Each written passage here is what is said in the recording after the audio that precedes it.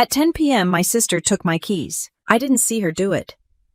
I didn't hear anything dramatic. No door slam, no raised voices. Just the quiet sound of someone deciding your boundaries don't apply to them. I was home in Pennsylvania for the weekend, parked in my parents' driveway like I had 100 times before. My brand new 2024 Toyota RAV4 Hybrid sat under the porch light, still clean enough to reflect the house number. I'd had it for 3 weeks. 3 careful, proud adult weeks. I'm Major Lillian Harper, U.S. Army Cyber Protection Brigade, stationed at Fort Meade. I don't impulse buy cars. I compare APRs. I check depreciation curves. I wait for dealer incentives. I bought that RAV4 with my re-enlistment bonus and money I saved while deployed. No cosigners. No family money. No daddy handled it. It was mine, Kayla. My younger sister had been restless all evening, pacing, checking her phone, complaining that her car was acting weird, which in Kayla language usually means she ignored maintenance for 6 months. Around 9:30, she brought up Philadelphia. Her boyfriend's flight was landing early. She needed to pick him up. It was only 2 hours away. She'd be back before I woke up. I told her no, not aggressively, not dramatically, just no. She rolled her eyes like I'd refused to share a sweater. Dad stepped in immediately because he always does. It's one night. Don't make this into a thing. I kept my voice even. It's my car. He looked disappointed in me, which is his favorite expression when he wants compliance. Kayla didn't argue much after that. She just got quiet. That quiet she uses when she's already decided she's going to do what she wants anyway. I went upstairs around 10, took my phone, left my keys on the kitchen counter because it was my parents' house and I wasn't expecting a felony-level decision before midnight. At 10:07 p.m., my phone buzzed. Relax. I'll have it back before you wake up. That was the text. For a second, I thought she was joking. Then I heard the engine. I went to the window. My RAV4's headlights cut across the driveway and disappeared down the street. I called her. Straight to voicemail. I called again. Nothing. Downstairs, Dad was still watching late-night cable news like the world might fix itself if he stared hard enough at it. I told him she'd taken the car. He didn't even look surprised. She said you'd cool off. That was his entire response. Cool off. Like I just misplaced my temper instead of having my property taken. Mom tried the middle ground approach. She'll be careful. That word always lands wrong. Careful. Like caution is a personality trait Kayla can activate on command. I considered driving after her, but she already had a 2-hour head start, and I wasn't about to start a highway chase in the middle of the night. I went back upstairs and did what the Army trained me to do when something's out of my control. I documented it. I took screenshots of the text, not because I planned to use them, just because habits stick. Around midnight, Kayla texted again. Almost there. That didn't make sense. She couldn't be almost in Philadelphia already unless she was speeding. I didn't respond. I lay there in the dark, staring at the ceiling, trying not to imagine worst-case scenarios. I've handled cyber incidents that shut down logistics systems overseas. I've coordinated breach responses under pressure. But nothing in my professional life prepared me for the feeling of knowing your own sister just gambled with something you worked years to build. At 4:52 a.m., my phone rang. Unknown number. I answered immediately. The voice on the other end was calm and procedural. Is this Major Lillian Harper? Yes. This is Trooper Daniels with Pennsylvania State Police. Are you the registered owner of a 2024 Toyota RAV4 Hybrid? My stomach dropped so fast it felt physical. Yes. Your vehicle has been involved in a crash on Interstate 83. The driver is in custody for suspected DUI. There are no reported injuries to other parties at this time. For a second, everything slowed down. The words rearranged themselves in my head. Crash. Custody. DUI. Is my sister okay? I asked. She has minor injuries and is being transported for evaluation. The vehicle sustained significant front-end damage. Significant. That's the word you use when it's bad enough to matter. I thanked him. Hung up. Sat on the edge of the bed. Downstairs, Dad's truck keys rattled as he grabbed them off the hook. He must have gotten a call, too. When I walked into the kitchen, he was already in motion. She wrecked it, he said, like it was an inconvenience. I didn't respond. We drove to the hospital in silence. The sun wasn't fully up yet. That early gray light that makes everything look unfinished. At Geisinger Medical Center, Kayla was in a curtained bay with a wrist brace and dried mascara under her eyes. There was a state trooper standing near the door. Her BAC was 0.10. Legal limit is 0.08. She avoided my eyes at first. Then she looked at me like I just caught her borrowing a shirt without asking. "It's not that bad," she said. The trooper spoke instead. "Vehicle appears to be a total loss. It struck a guardrail at highway speed. Total loss." 3 words that erase years of discipline in one sentence. Dad's first instinct wasn't to ask about the car. It wasn't even to ask about the alcohol. It was to look at me, see what happens when you push people. That was the moment I understood something clearly. He believed this was my fault. If I had just said yes, if I had just handed over the keys, if I had just been easier. Kayla didn't apologize. She didn't explain. She just said she thought she'd make it. That phrase again. Careful. Make it. The trooper asked a simple question that cut through everything. Was she authorized to operate the vehicle? Dad answered before I could. "She's family." The trooper looked at me, not him. "Ma'am." I didn't answer right away. Not because I didn't know the truth. Because I knew exactly how heavy it was. Outside through the hospital window, the sky had finally turned fully light. Morning had arrived, whether anyone was ready or not, and my brand new car was sitting somewhere on I-83 wrapped around a guardrail. I met the trooper's eyes and felt the weight of that one question settle in my chest. Was she authorized to operate the vehicle? Kayla shifted on the hospital bed, the thin blanket crinkling under her. Dad stepped forward again like proximity could control the answer. "She's her sister," he repeated firmer this time, as if that rewrote ownership laws in Pennsylvania. The trooper didn't react. He just waited. I kept my voice level. No. She did not have permission. The air in that curtained hospital bay changed immediately. Not louder, just tighter. Kayla stared at me. Not angry yet. More confused than anything. Like I had just violated an unspoken agreement. Dad exhaled sharply through his nose. "Lillian." The trooper nodded once and wrote something down. Calm, methodical. The kind of man who had filled out this same form 1,000 times and wasn't emotionally invested in any of it. "She'll be processed after medical clearance," he said. "Preliminary charge is DUI. There may be additional charges pending review." Pending review. Dad bristled at that phrase. Additional, it was just an accident. The trooper met his eyes. She was operating a vehicle above the legal limit. That's not just an accident. There's something about hearing the law described in plain language that strips away family emotion. It stops being about who raised who. It becomes about what happened. Kayla finally spoke up. "I barely had anything." The trooper didn't argue. He didn't need to. The breathalyzer result was already logged. 0.10. Printed and time-stamped. Dad turned to me like I'd somehow escalated the situation by telling the truth.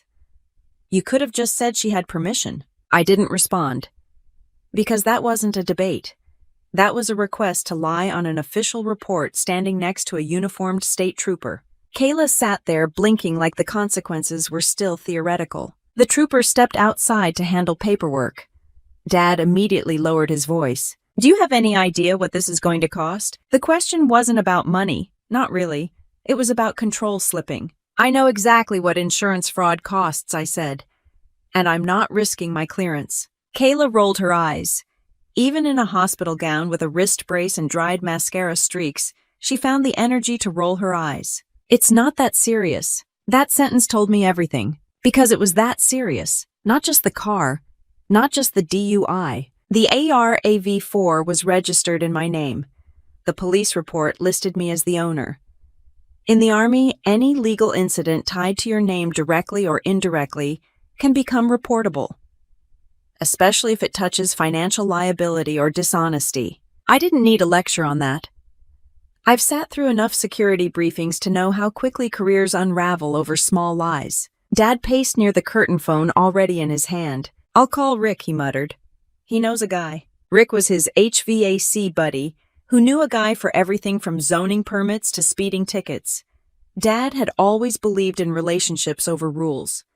It worked until it didn't. "This is state police," I reminded him. It's not a parking ticket. He waved that off like I'd exaggerated. The trooper returned with paperwork and a tone that suggested he had moved on emotionally 5 minutes ago. Ma'am, he said to Kayla, once you're cleared medically, you'll be transported for processing. You'll have an opportunity to contact counsel. Dad straightened up. We'll handle it. The trooper didn't argue that either. He just continued outlining the steps. Fingerprints, mugshot, bail. Routine. Kayla's expression finally shifted when she heard mugshot. Something about that word pierced the illusion that this was still a family matter. You're not putting that online, right? She asked. That's not my decision, he replied. There was a long silence after that. Mom arrived just before they moved Kayla.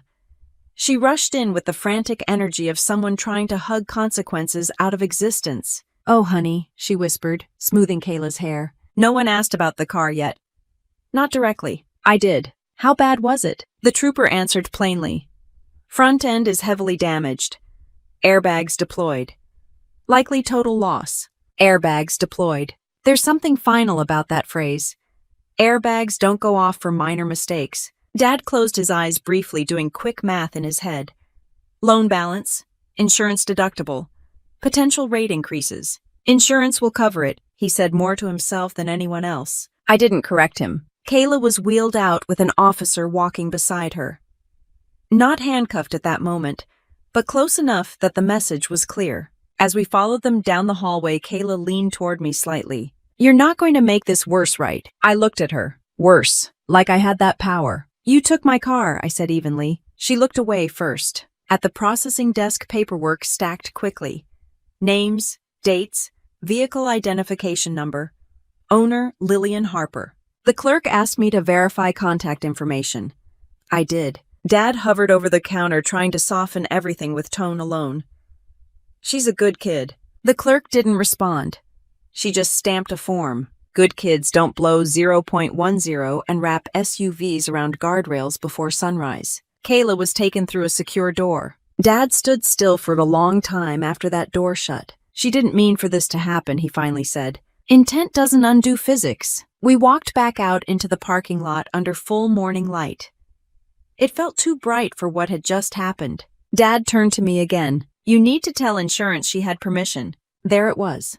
Clear, direct. That's not happening, I said. His jaw tightened. You're her sister, and I'm an Army officer. He didn't have a comeback for that. On the drive back to the house, I pulled up the Pennsylvania State Police crash report portal on my phone. It was already logged. Time, 4:52 a.m. Location I-83 southbound. Damage to state property noted. Damage to state property. That meant restitution. That meant court. That meant this wasn't disappearing quietly. When we pulled into the driveway, the empty space where my RAV4 had been parked looked wrong. Too open. Too exposed. Dad went inside without saying anything else. I stood there for a moment in the quiet phone still in my hand, rereading the officer's name and badge number from the report. Kayla had assumed this would be another mistake smoothed over before breakfast. The paperwork said otherwise. I opened my laptop at the kitchen table before anyone else had finished their first cup of coffee. The house was quiet in that stiff, early morning way, where nobody quite knows how to talk yet. Dad stood at the sink, staring out the window like the empty driveway might fix itself if he focused hard enough. I logged into my insurance account and started the claim. Vehicle involved in collision. Driver not the registered owner. Police report number. Location I-83 southbound. Every box I checked felt heavier than the last. About 20 minutes later, my phone rang. Claims department. The woman on the line sounded efficient and cheerful in the way insurance adjusters are trained to be. Polite, calm, emotionally neutral. Major Harper. I see here the driver was not listed on your policy. Can you confirm whether she had permission to operate the vehicle? There it was again. Permission. Dad looked up the second he heard that word. He didn't need to hear the other side of the conversation to know what was being asked. She did not have permission, I said. There was a pause as she typed. Thank you for clarifying. Because the vehicle was taken without authorization, this would fall under unauthorized use. We'll need a copy of the police report and any documentation you have confirming that. Documentation. I pulled up the screenshots of Kayla's text. Relax. I'll have it back before you wake up. I forwarded them to the adjuster. Dad walked over and lowered his voice.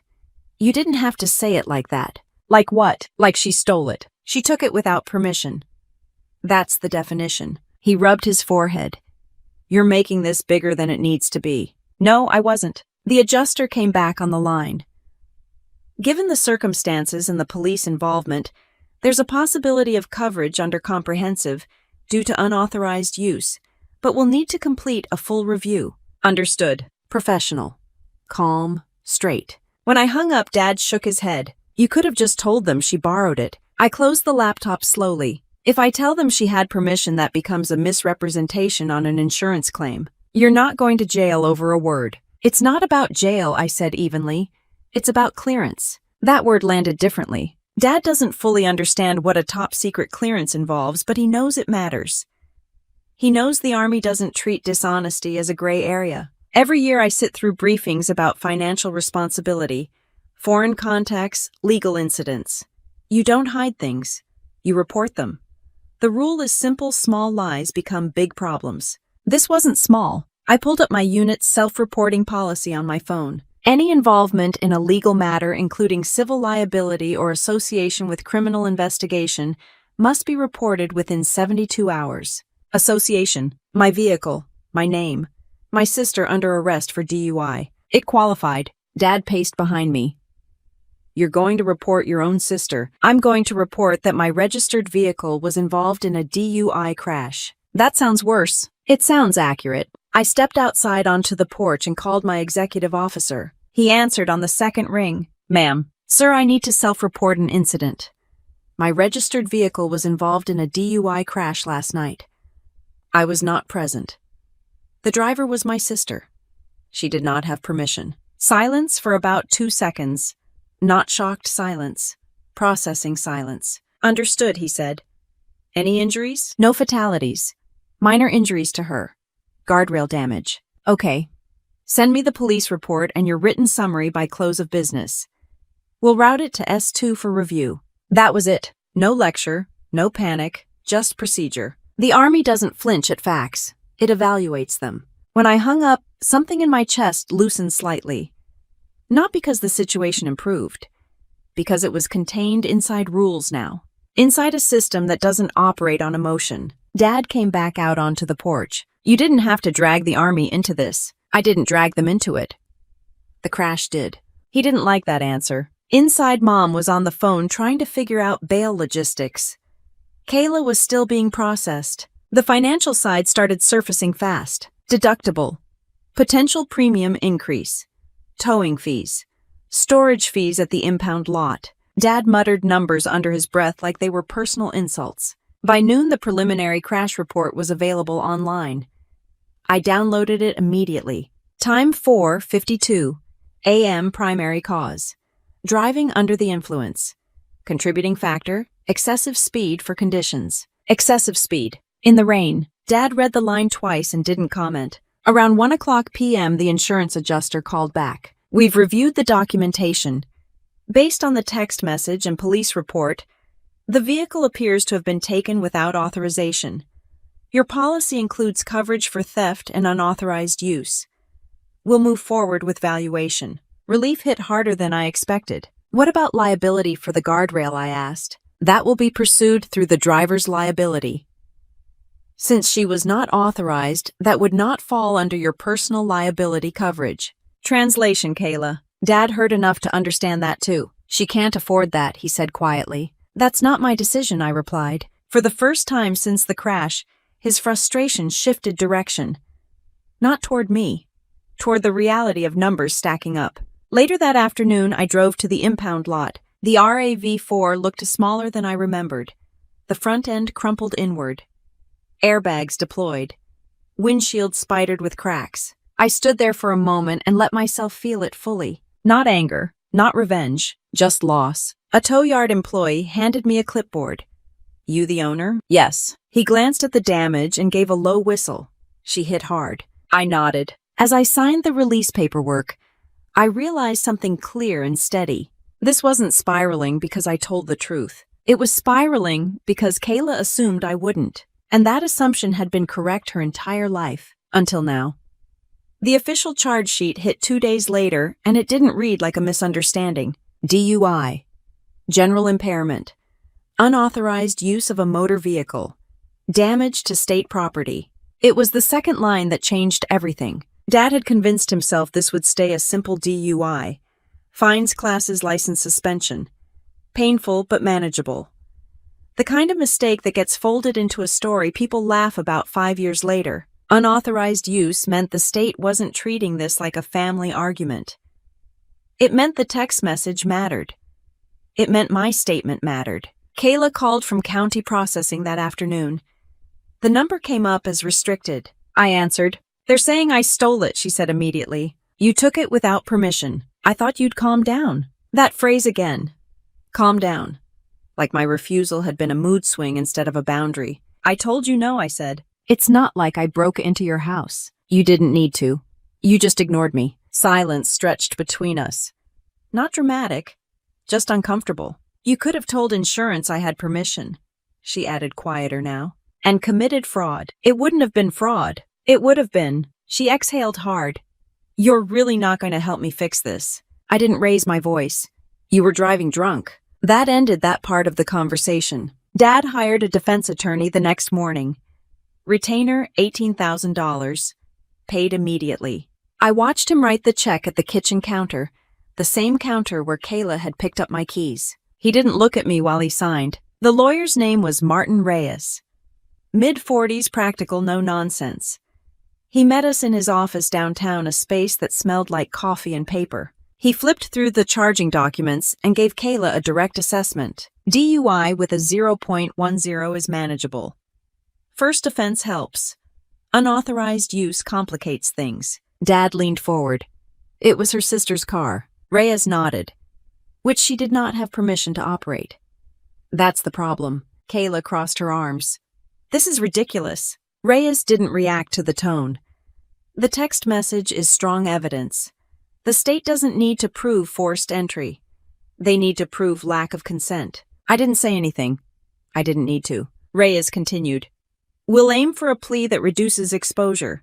Jail time is possible but not guaranteed. Probation is likely.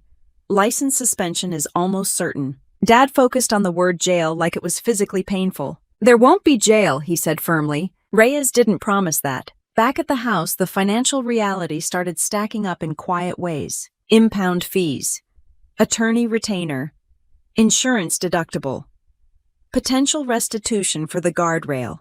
Dad pulled up the state transportation site and looked at average guardrail repair costs. Why is it so expensive, he muttered. Because steel and labor aren't free. The insurance adjuster finalized the valuation on my RAV4 3 days later. It was officially declared a total loss. They offered fair market value minus deductible. I accepted. Not because I was over it. Because arguing depreciation math wouldn't undo twisted metal. The bigger issue wasn't the car anymore. It was the narrative forming in town. Small Pennsylvania communities don't need official press releases. A DUI on I-83 spreads on its own. Kayla's name appeared in the public arrest log within 48 hours. Dad's business phone rang less that week. Not dramatically, just noticeably. 2 longtime clients decided to pause service until things settled. He didn't blame Kayla directly. He blamed timing, economy, competition. But every time he opened his laptop and stared at lower than usual bookings, the room got quieter. Kayla was released on bail after 48 hours. Wrist brace still on. Pride significantly bruised. She came home like someone who expected comfort. Mom hugged her immediately. Dad told her it would get sorted. I watched. That night at dinner, she avoided my eyes. Halfway through, she pushed her plate away. I can't believe you told them I didn't have permission. I didn't tell them anything that wasn't true. You didn't have to say it like that. What part was incorrect? She didn't answer. Dad stepped in again. Enough. It wasn't enough, though, because for the first time in our family, a mistake wasn't dissolving on contact. Reyes called 2 days later with an update. The district attorney isn't dropping the unauthorized use charge, he said.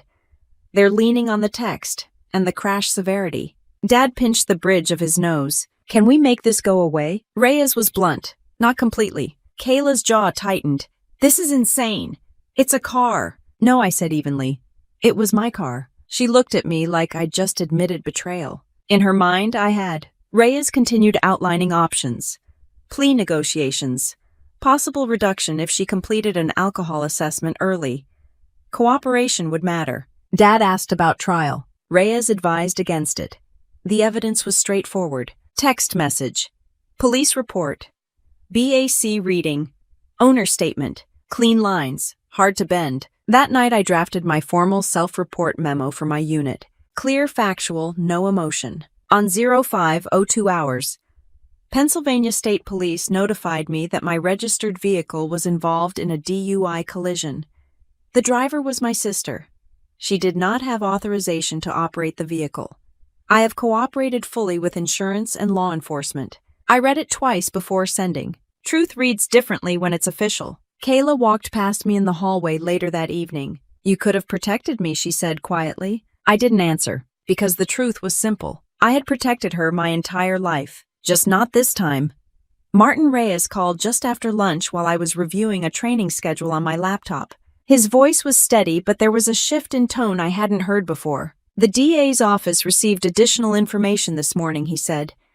It relates to a prior incident involving Kayla. Dad froze mid-step in the living room. What prior incident? He asked too quickly. Reyes didn't soften it. A parking lot collision 2 years ago.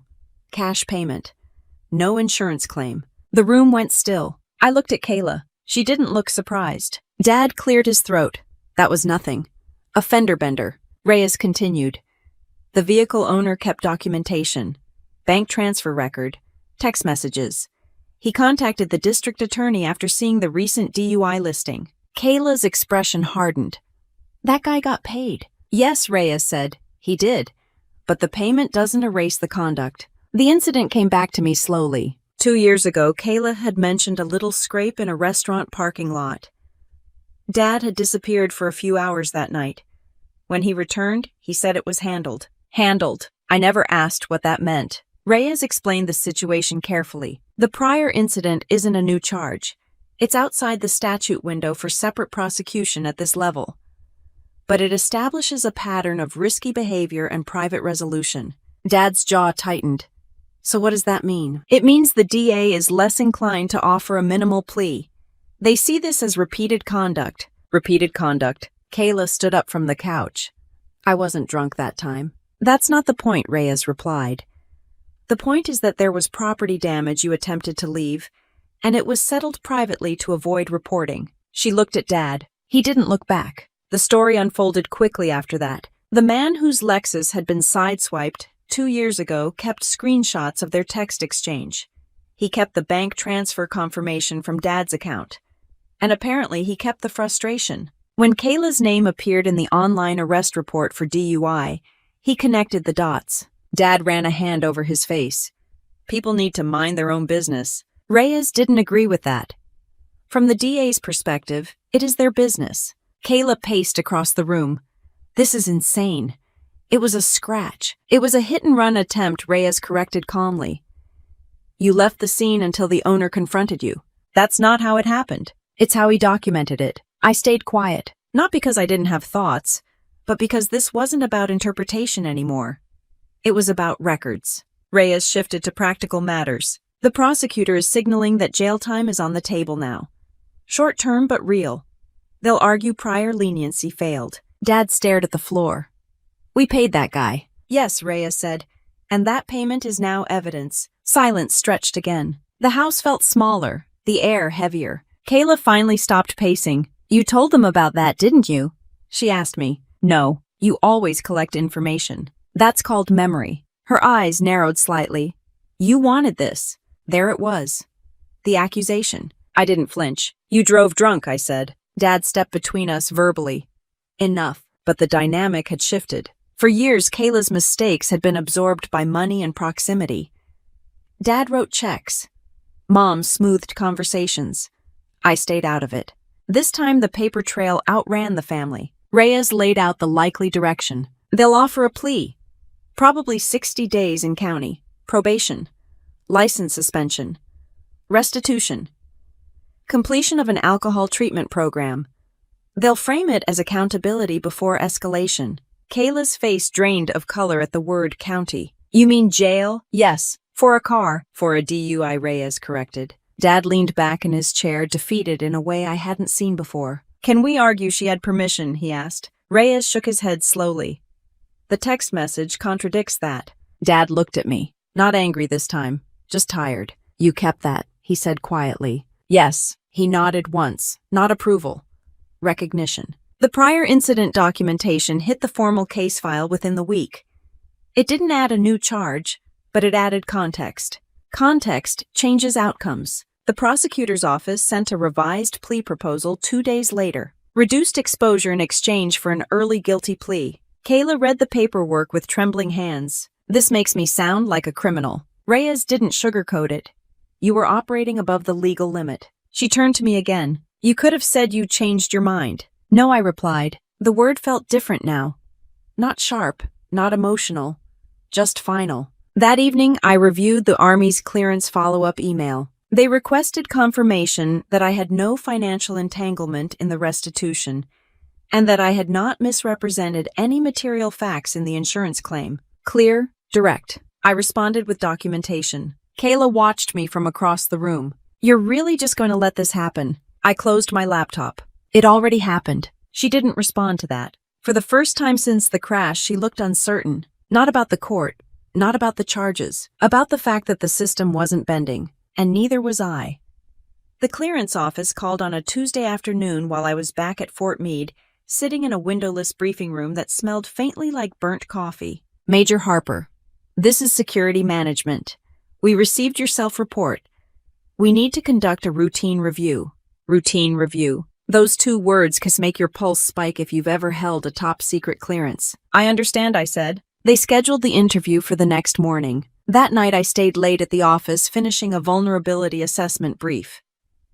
Not because I needed extra hours, because structure helps when everything outside work feels unstable. The next morning I walked into the security office with a folder of documents. Police report, insurance correspondence, text message screenshots, statement I had already submitted. The security officer, Mr. Caldwell, had been in that job longer than I'd been in uniform.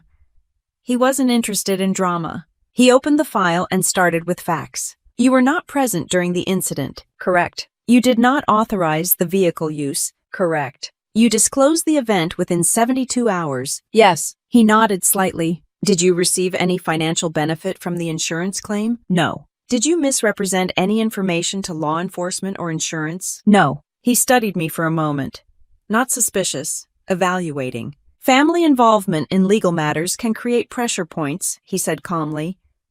Have you experienced any pressure to alter your statement? Yes. He looked up. From whom? My father. Did you alter it? No. He wrote something down and closed the folder. Based on what you've provided, this does not appear to impact your eligibility.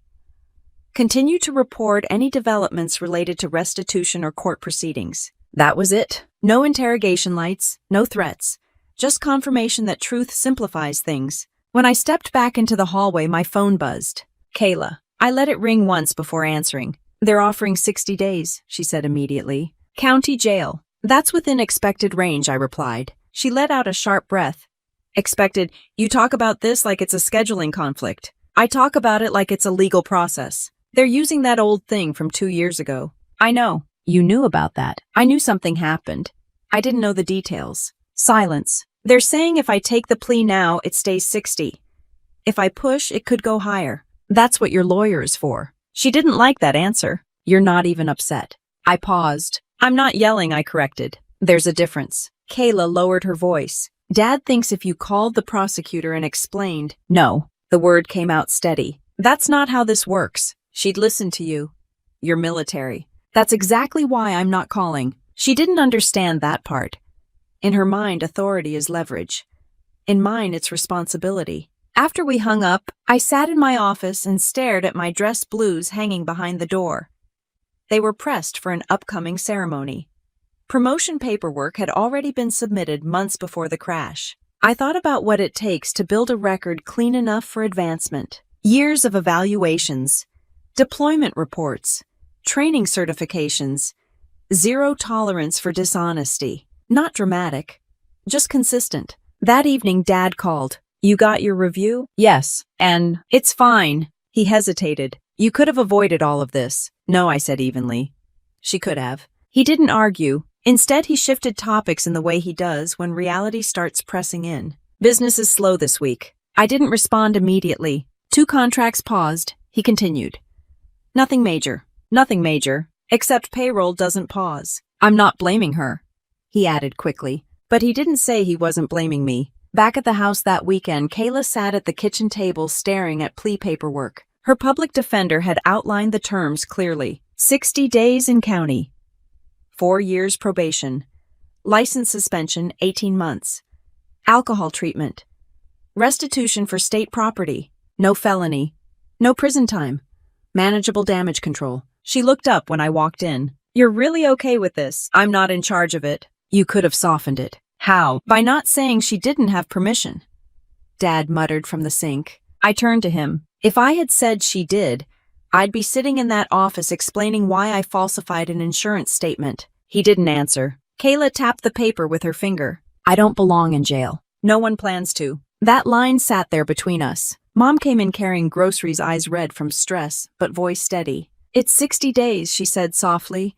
You can do 60 days. Kayla swallowed. For the first time since the crash, I saw something new on her face. Not anger, not defiance. Fear, real fear. Not of me, not of Dad. Of consequences that couldn't be negotiated. I stood there watching my sister realize that the system wasn't a suggestion, and neither was I. The courtroom smelled like old wood and floor polish, the kind of place that doesn't care who you are outside its walls. Kayla stood at the defense table in a plain navy blouse, hair pulled back tighter than usual. No makeup, no attitude, just someone trying to look smaller than the room. Dad sat behind her, jaw-clenched suit jacket slightly too formal for a Tuesday morning in county court. Mom held a folded tissue she hadn't used yet. I took a seat in the back row, not out of distance, out of clarity. The prosecutor read the summary without flair. On May 14th, at approximately 4:52 a.m., the defendant operated a 2024 Toyota RAV4 hybrid on Interstate 83 with a blood alcohol concentration of 0.10. The vehicle struck a guardrail at highway speed, resulting in significant damage to state property and total loss of the vehicle. The registered owner did not authorize operation. That last sentence echoed differently in a courtroom than it had in a hospital. Kayla stared straight ahead. Her attorney Reyes kept it straightforward. First offense, DUI. Defendant has accepted responsibility and agreed to early alcohol assessment. She has no prior convictions.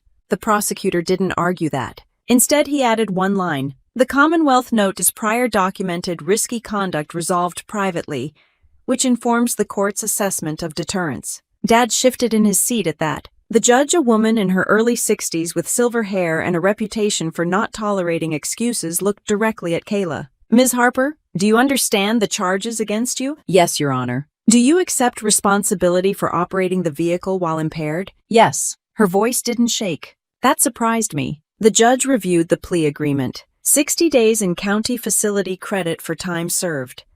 4 years probation. 18-month license suspension. Mandatory completion of alcohol treatment program. Restitution for state property damage in the amount determined by PennDOT. She paused briefly. You are fortunate there were no fatalities. Driving under the influence at highway speed is not a lapse in judgment. It is a public safety threat. The courtroom stayed silent. Kayla swallowed but didn't look away. The gavel didn't slam dramatically. It just tapped once. Sentence is imposed. That was it. No dramatic music, no speeches about family, just consequences read into the record. A deputy approached Kayla and guided her toward the side door. Not aggressively, just professionally. Dad stood halfway out of his seat, then stopped himself. Kayla turned once briefly, scanning the room. Her eyes passed over Mom, over Dad, and landed on me. Not accusatory, not pleading, just aware. Then she disappeared through the door. Mom exhaled for what felt like the first time in an hour. Dad remained standing long after the room started clearing. Outside, the courthouse sunlight hit harder than it should have. Dad adjusted his tie like it had betrayed him. 60 days, he muttered. Yes, she won't last 60 days. She'll last, I said. He looked at me sharply. You don't know that. I didn't argue. I didn't comfort him either. Mom stood between us, trying to balance two realities at once. It could have been worse, she whispered. That was true. It could have involved another vehicle, another family, another headline. Instead, it involved a guardrail and a crumpled SUV. Dad pulled out his phone and started calculating numbers again. Lawyer fees. Restitution. Lost work days. This is going to cost a fortune, he said quietly. It already has, I replied. The restitution estimate from PennDOT came through electronically later that afternoon. $12,436 for guardrail replacement and labor. Dad stared at the screen for a long time before forwarding it to Kayla's attorney. At home that evening, the house felt unfamiliar. Kayla's room was still exactly how she left it. Clothes draped over a chair. Half-empty water bottle on the nightstand. Mom folded laundry that didn't need folding. Dad paced. I sat at the kitchen counter reviewing my email. A message from my battalion commander waited in my inbox. Promotion orders confirmed. Effective date next month. No mention of the court case, caveats, just confirmation of rank earned months ago. I closed the email and let that sit quietly. Dad walked in and leaned against the counter. She's never been away from home that long. Neither have I said. He didn't respond to that. The difference between us was never distance. It was discipline. Later that night, Kayla called from intake processing. The line was monitored. Her voice sounded smaller. They took my shoelaces, she said, almost in disbelief. That's standard. I'm not built for this. No one is. I thought you'd step in, she added after a pause. I didn't answer right away. I stepped out, I said finally. Silence filled the space between us. Not hostile, just real. The call ended after 10 minutes. I set my phone down on the counter and looked at the empty driveway through the window. For the first time in weeks, nothing was in motion. No arguments, no paperwork, no decisions waiting to be made, just the quiet weight of what had already happened. The house felt smaller without Kayla in it. Not quieter, smaller. Mom moved through the kitchen like she was afraid to bump into something fragile. Dad spent more time in his office than usual, door half-closed, spreadsheets glowing on his monitor. 60 days sounds short when you say it fast. It stretches when you live it. PennDOT mailed the official restitution invoice a week after sentencing.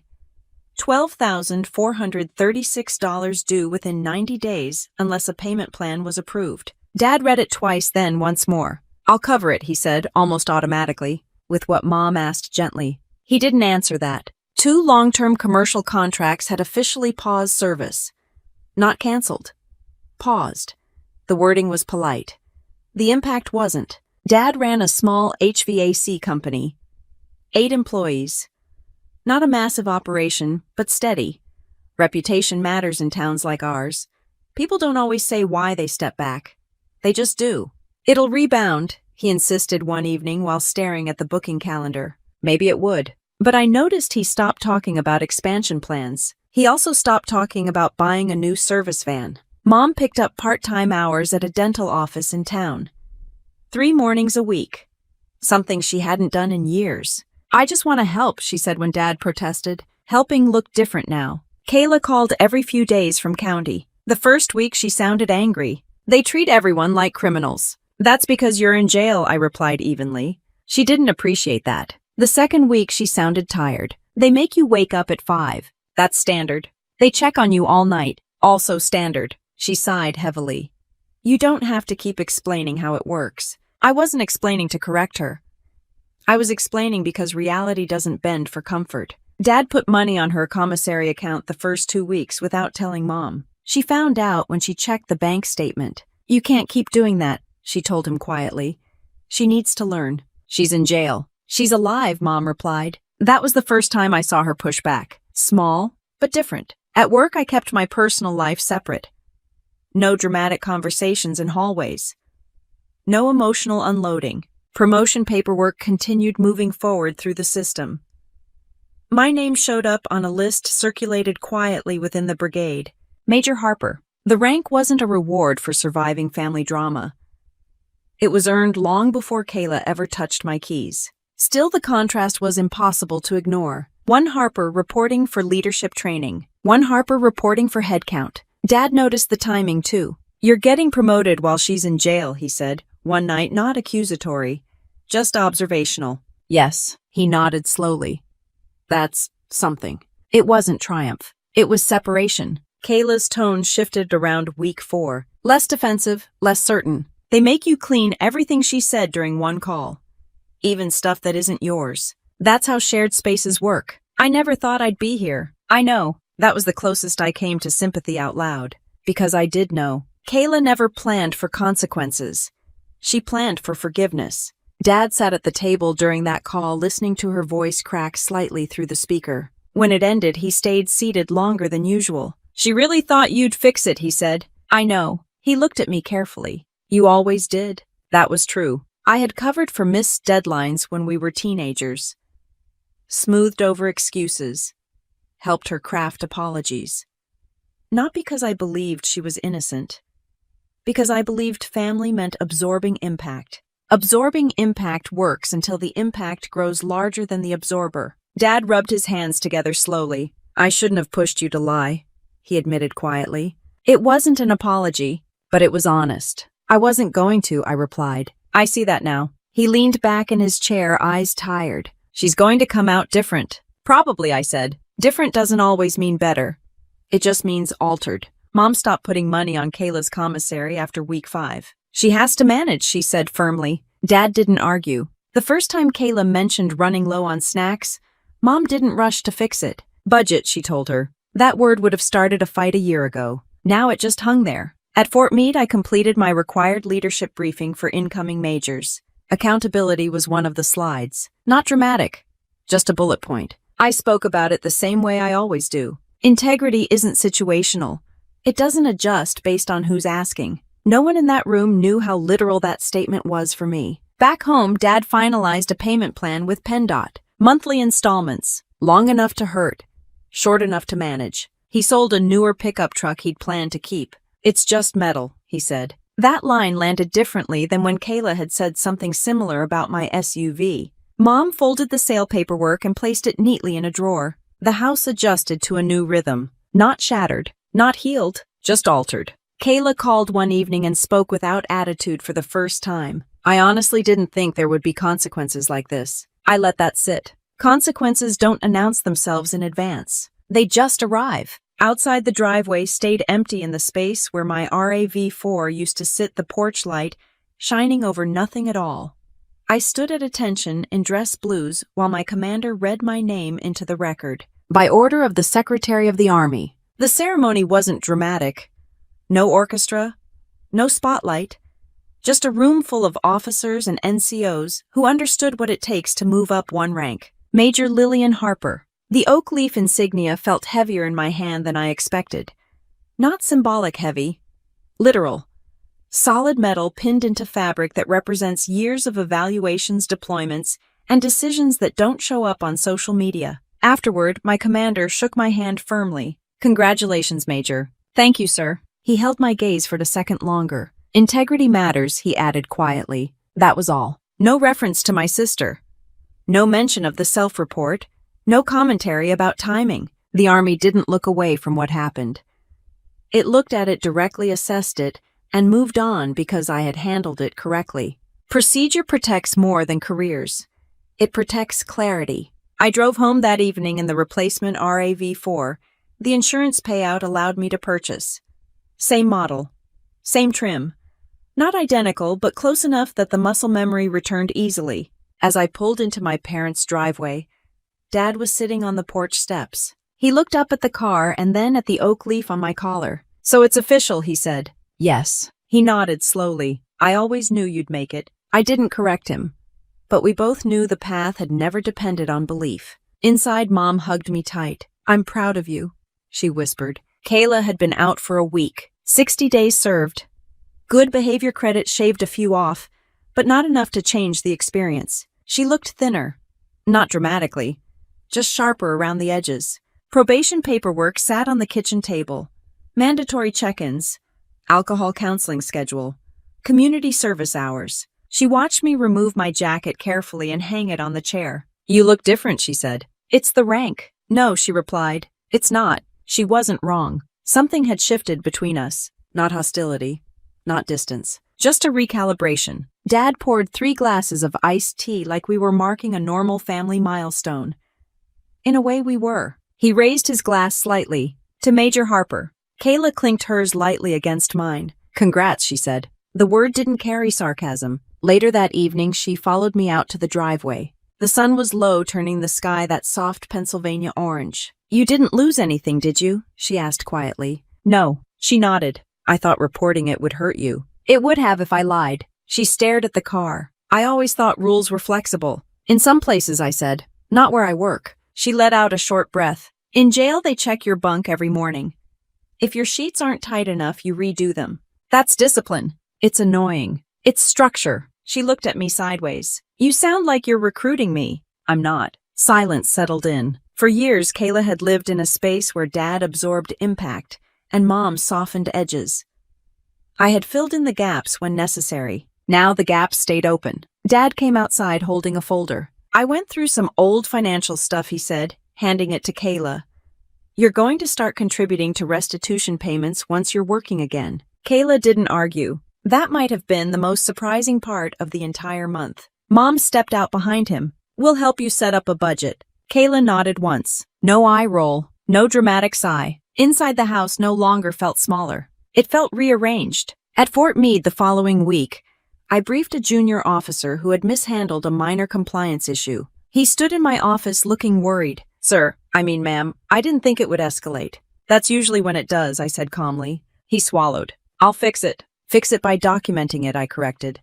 Not hiding it. He nodded quickly. As he left, I recognized the expression. Fear of consequences. It doesn't matter if you're a lieutenant or a civilian in a county jail. That expression looks the same. That evening, Kayla called from the porch while I was still at work. I started the alcohol program today, she said. How was it? They don't let you joke your way through it. No, she hesitated. I get it now. I didn't ask what she meant, because I already knew. When I drove back home that weekend, I took a 83 South. The guardrail had been replaced. Fresh steel. No dents. No visible memory of what happened there. Traffic moved normally. No one slowing down to stare. No one knowing what had unfolded in that exact stretch of road. I kept both hands steady on the wheel and merged into the flow without hesitation. I eased into the right lane as the mile marker approached the replacement guardrail, flashing silver in the afternoon light. You wouldn't know anything had happened there. No skid marks, no twisted metal, no memorial sign. Just a smooth stretch of highway and a clean section of steel where my first RAV4 had folded in on itself. Traffic moved like it always does on I-83, fast, indifferent, focused on somewhere else. I didn't slow down. Back at Fort Meade, my office had a new nameplate. Major Harper. The letters were simple black on brushed metal. Nothing flashy. But every time I walked past it, I felt the weight of everything that came with it. Not just rank. Responsibility. Promotion didn't change my workload. If anything, it increased it. More briefings. More oversight. More junior officers looking at me for direction. One of them asked during a leadership workshop, how do you deal with pressure from people close to you? It wasn't a random question. Pressure doesn't change standards, I said. If it does, the standard wasn't real. I didn't offer personal context. I didn't need to. Kayla started a part-time job at a shipping warehouse 3 weeks after her release. Early shift, 6 a.m. start. She complained about the hours once. Everyone complains about 6 a.m., I said. She didn't argue. The first restitution payment cleared through PennDOT automatically. Her name was on the payment plan. Dad watched the bank account carefully, but he didn't take over. Mom helped Kayla build a basic spreadsheet. Income, expenses, restitution, probation fees. It wasn't glamorous. It was adult. One evening, Kayla sat across from me at the kitchen table with that spreadsheet open. I never tracked anything before, she admitted. I know. That's not a joke. I know. She looked up. I honestly thought you'd step in and say I had permission. I know. She leaned back in the chair and stared at the ceiling. That's messed up, isn't it? Yes. Not harsh, just factual. Dad joined us at the table and rested his forearms on the wood. I shouldn't have expected you to lie, he said quietly to me. It wasn't dramatic. It wasn't accompanied by a long apology. Just acknowledgement. That wouldn't have helped her, I said. He nodded slowly. I see that now. Kayla shifted in her seat. I thought family meant covering for each other. Family means telling the truth before it costs more, I replied. She didn't respond immediately. Later that week, I drove past the crash site again on my way to a training event in Harrisburg. The highway felt ordinary. It should feel ordinary. Accountability isn't cinematic. It doesn't come with background music. It's paperwork, court dates, payment plans, early alarm clocks. The Army finalized my reassignment orders to Virginia for the next rotation cycle, promotion track, broader responsibility. I didn't announce it dramatically at home. I just mentioned the date over dinner. "That's good," Mom said softly. Dad nodded. Kayla stirred her iced tea with slow circles. "You always leave," she said. "That's the job." She looked at me for a moment. I'm not mad about it anymore. I didn't ask what she meant by anymore. Some things don't need follow-up questions. A few days before I left for my next reporting date, Kayla and I stood in the driveway together. The replacement RAV4 sat exactly where the first one had been. She ran her hand along the hood lightly. "I never thought about what it cost you," she said. "It cost you more." She shook her head. "No, I mean before the crash. All the years." I didn't respond right away. Because that part wasn't about money. It was about expectation. I had been the reliable one, the steady one, the one who would smooth the edges and absorb the tension. That stopped the night she took my keys. Not out of anger, out of clarity. Kayla looked out at the street. "I don't want to go back to that version of me," she said. "You don't have to." She nodded once. No promises, no dramatic vows. Just recognition. As I packed my uniforms and paperwork for the move, I felt something I hadn't expected. Not satisfaction, not revenge. Relief. Relief that the situation had been handled in daylight. Documented. Processed. Paid for. Relief that my career stood on solid ground because I didn't bend it. Relief that my sister had finally encountered a boundary that held. The last morning before I drove out of town, I took a 83 one more time. Same lane. Same mile marker. The guardrail reflected the early sun. I didn't feel anger when I passed it. I felt alignment. In the Army, rules aren't optional.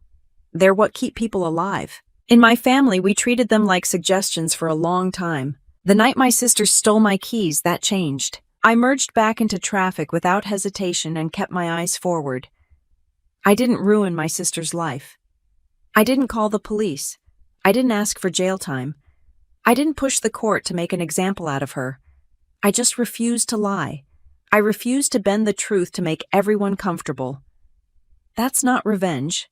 That's accountability. For years, I thought being the strong one meant absorbing damage so nobody else had to. I thought family meant fixing things quietly and moving on. What I learned is that real strength isn't cleaning up someone else's mess. It's stepping out of the way so they can face it themselves. This wasn't just a car crash. It was a boundary test. It was family drama that finally ran into real-world consequences. And in the middle of it, I had to choose between protecting my sister and protecting my integrity. In the Army, that choice is simple. In a family, it's harder. But it's still the right one. If you're into real revenge stories, especially family revenge stories, where the payoff isn't loud but earned, make sure you subscribe. There are more stories about boundaries, accountability, and what happens when people finally stop being the safety net. And if this one hit close to home, you're not alone.